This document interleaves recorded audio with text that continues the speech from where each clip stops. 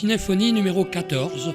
Aujourd'hui, nous parlerons de Jean-Pierre Mocky, donc à travers ce réalisateur totalement hors du commun, qui est mort au mois d'août, il y a très peu de temps, à l'âge de 90 ans, bien que son âge soit toujours très controversé, comme tout le reste du personnage.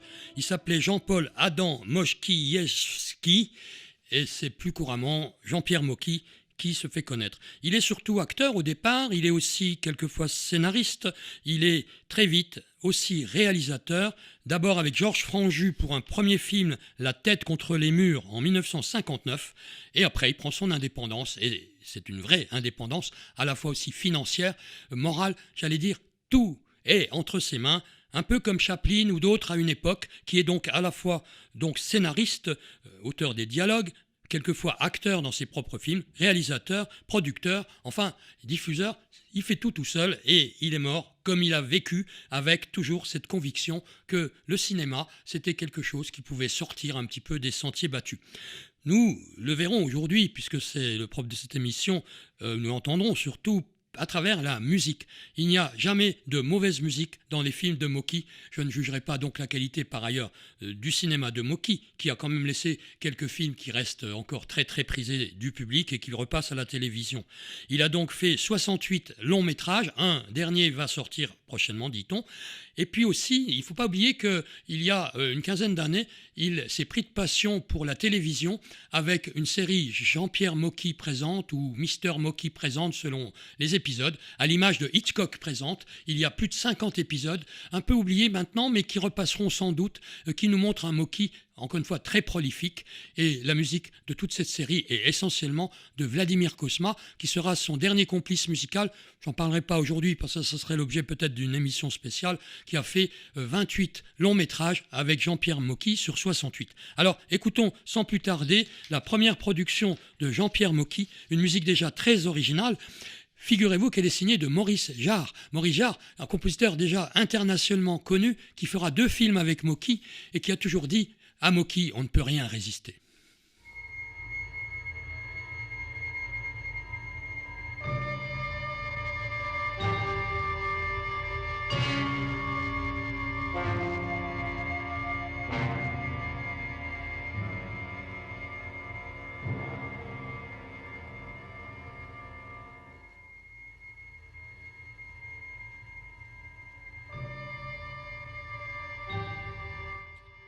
Voilà donc musique de Maurice Jarre. Le second film, celui qui est vraiment totalement dû à Mocky tout seul, qui s'appelle Les Dragueurs. Là, c'était La tête contre les murs, avec Mocky lui-même, Anouk Aimée, Charles Aznavour, Pierre Brasseur, Paul Meurice. Dès le départ, il a les plus grandes vedettes du moment. Et Les Dragueurs, la même année, en 1959, avec toujours Maurice Jarre comme musicien, c'est Jacques Charrier, un temps mari de Brigitte Bardot, de nouveau Charles Aznavour, Anouk Aimée, etc.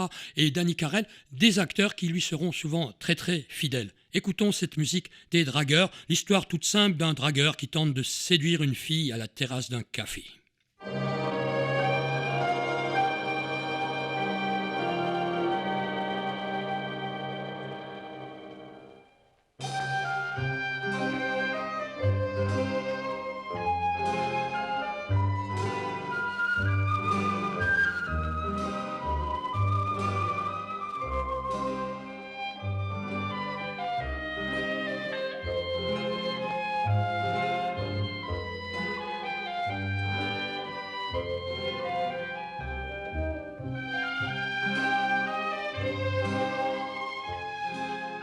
Ce ne sont à chaque fois évidemment que quelques thèmes, il y en a beaucoup plus dans un film.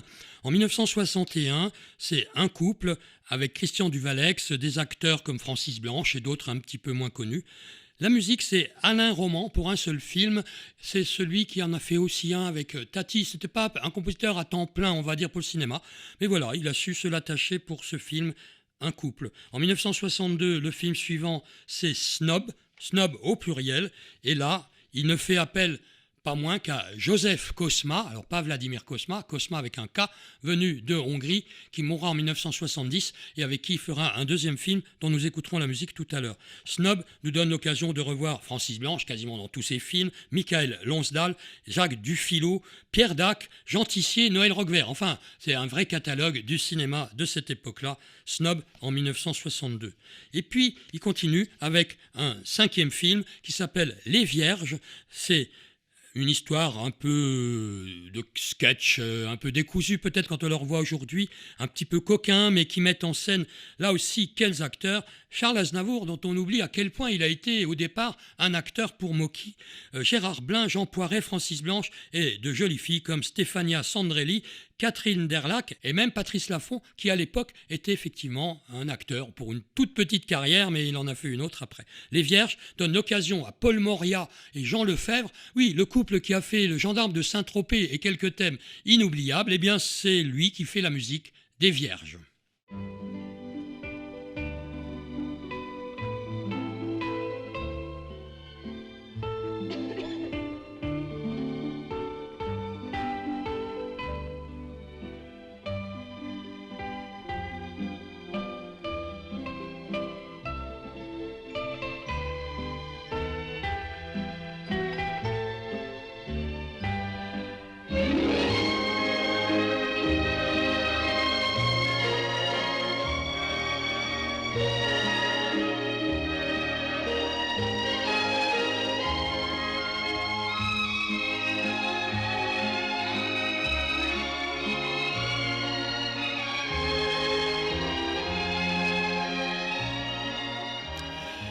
Je précise que beaucoup de ces musiques n'ont pas été commercialisées en disque et quelquefois c'est un repiquage qui a été fait des films eux-mêmes, ce qui explique parfois les bruits, les paroles, mais c'est tellement intéressant quand même de s'intéresser à Mocky et à la musique.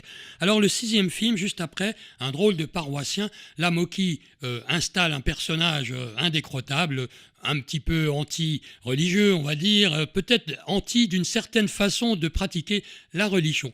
Voici un drôle de paroissien, c'est Joseph Kosma qui a signé cette musique, qui nous met dans une ambiance d'une église, peut-être pas d'un si autre temps que cela.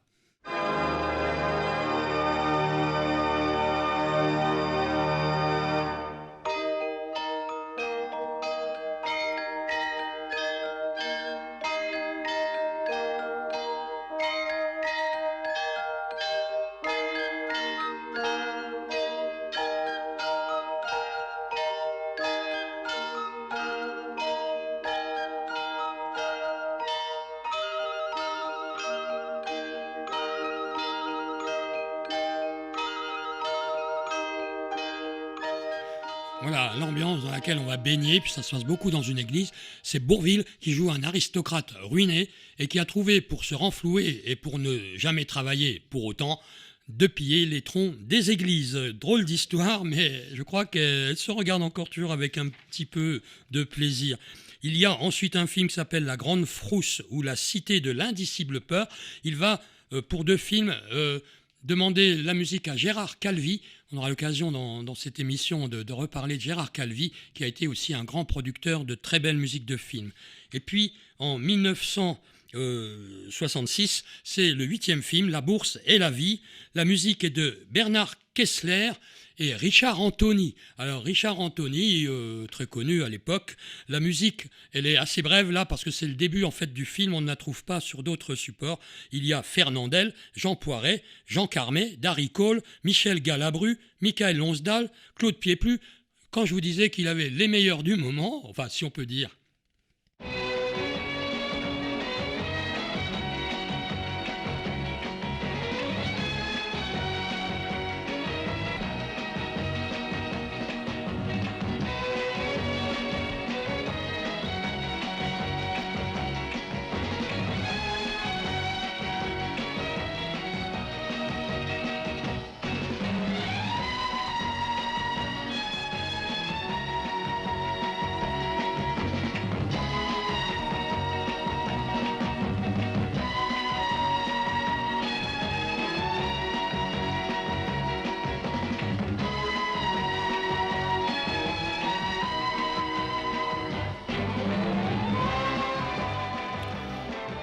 Pendant le film, on a même une version chantée par Richard Anthony lui-même. Deux employés d'assurance qui se retrouvent avec une grosse somme d'argent liquide et puis voilà, des petits quiproquos, des petites histoires du quotidien, mais toujours un petit fond social, un peu revendicatif, un petit peu anarchiste. C'est ainsi que le 9e film, Les Compagnons de la Marguerite, avec la musique de Gérard Calvi, peut être aussi classé. Claude Rich, un nouveau, Francis Blanche, Michel Serrault, Roland Dubillard, enfin du beau monde. Et puis, en 1968, une critique acerbe de la télévision, déjà des ravages de ce que pouvaient faire les médias. Bourvil, professeur de latin, totalement improbable, on n'imagine pas forcément Bourvil, professeur de latin, dans une institution parisienne privée, et qui va donc, la nuit, monter sur les toits pour, dézinguer les antennes de télévision, oui, à l'époque, il fallait des antennes, pour que ses élèves, le lendemain matin, ne soient pas endormis quand ils venaient en cours. La grande lessive, dont voici un moment totalement improbable. Bourvil poursuivi par la police parisienne qui se réfugie dans l'église Saint-Eustache à Paris et qui se retrouve en plein milieu d'une répétition de chorale, une chorale très catholique on va dire, c'est pas totalement mal observé, la musique est de François Droubet et c'est vraiment Bourvil qui va chanter maintenant.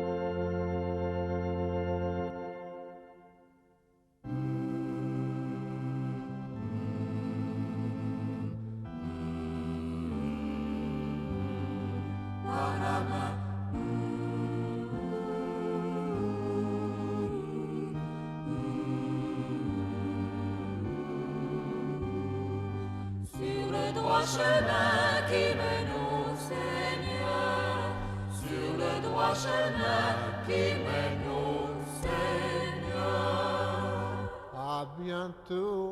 À bientôt, mon petit agneau. À bientôt, mon petit agneau. À bientôt, mon petit agneau. Un petit agneau dans son sein, je te conduirai par la main, sur le droit chemin, Florido Pépite, sur le droit chemin qui mène au Seigneur, sur le droit chemin qui mène au Seigneur, sur le droit chemin qui mène au Seigneur.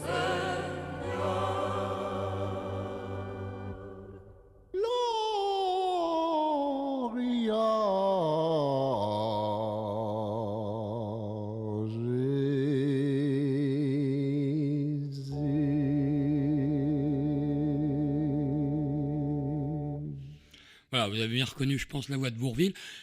Quelle idée dans cette histoire qui, comme je le disais, était surtout une lutte contre l'influence de la télévision en 1968. Vous voyez encore une fois quelle prescience avait des fois Mocky sur les ravages de certaines nouveautés technologiques. Pourquoi tout d'un coup se dire « Tiens, je vais caser un épisode où il se retrouve à l'église et puis on va s'y arrêter un petit moment ».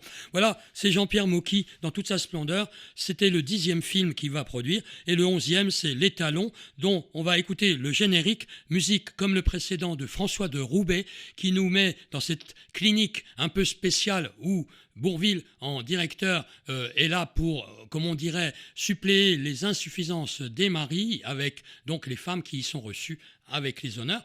Là, encore une fois, l'actualité récente a beaucoup rejoint ce film qui date de 1970. Et la musique nous met dans une petite ambiance à la fois, on ne sait pas trop, coquin, un peu, une ambiance un peu particulière.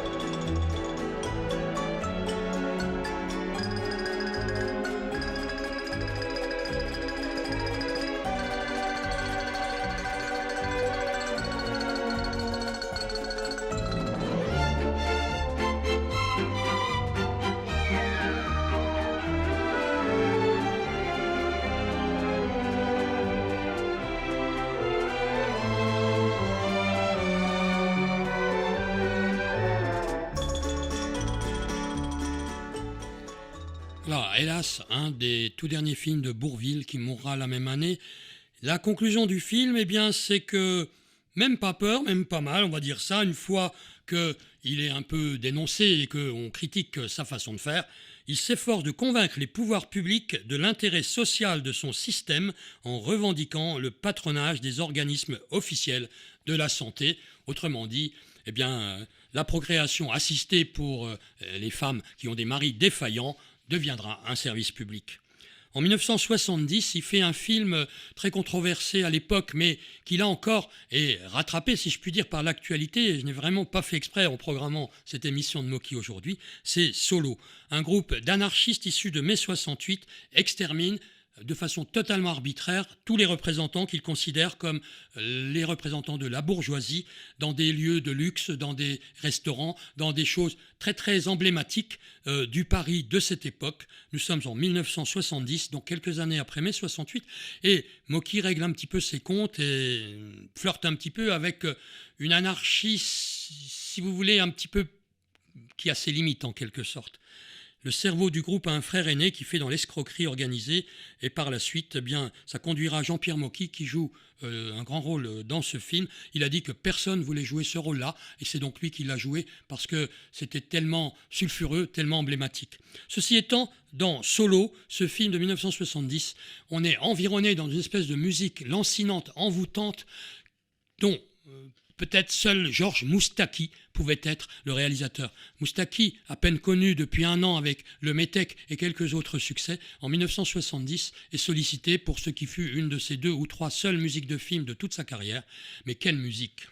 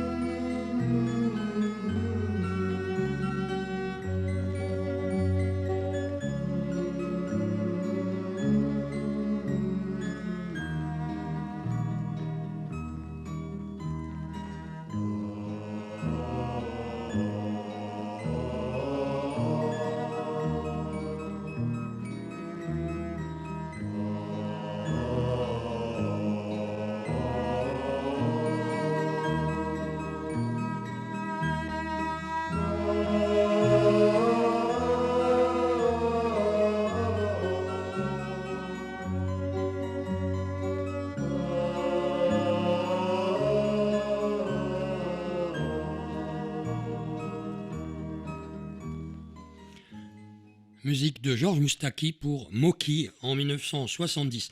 Ensuite, c'est l'Albatros, encore une fois un sujet très difficile. Un prisonnier évadé, traqué par la police, prend en otage la fille d'un homme politique en pleine campagne électorale. La victime et son bourreau, d'abord antagonistes, finiront par s'apprécier pour sacrifier leur vie l'un pour l'autre. Ils meurent donc tous les deux. L'Albatros, une musique totalement inattendue d'un auteur de chansons à texte et qu'on ne connaît pas comme musique de film, à part celle-ci, c'est Léo Ferré. Oh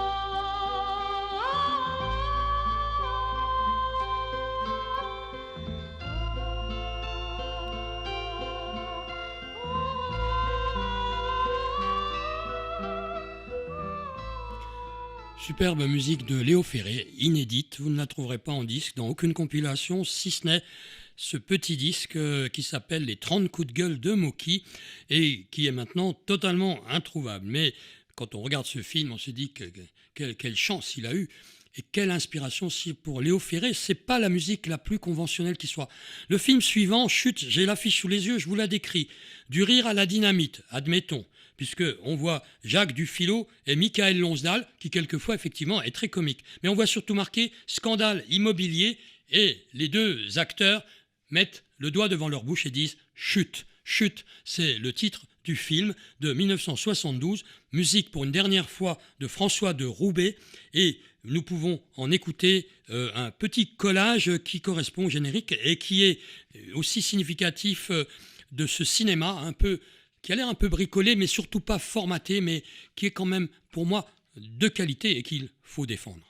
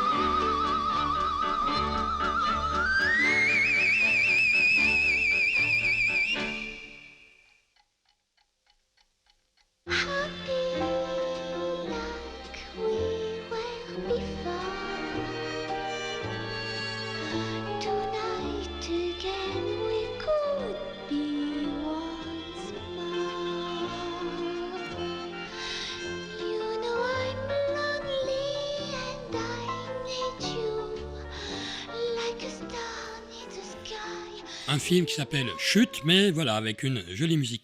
Nous terminerons cette première partie d'une émission donc pour la musique dans les films de Jean-Pierre Mocky, avec son 15e film, qui voit l'apparition d'un nouveau compositeur qui va l'accompagner pendant 7 films. C'est Éric Demarsan.